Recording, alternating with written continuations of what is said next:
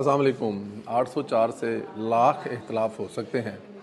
लेकिन इस मौके पे 804 का शुक्रिया अदा करना बनता है। वो इसलिए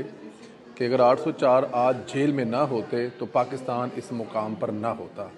क्योंकि 804 ने जो अगले 10 साल का प्लान बनाया हुआ था उसमें 804 था, उसमें जनरल फैज़ साहब थे, उसमें गोगी थी, उसमें पीरनी थी, उसमें तमाम वो लोग थे जिन्होंने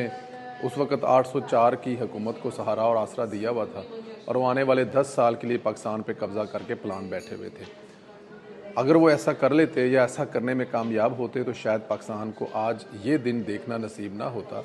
लेकिन 804 साहब जो हैं वो जो जेल में गए, उन्होंने चोरी की, उन्होंने ज़मीनें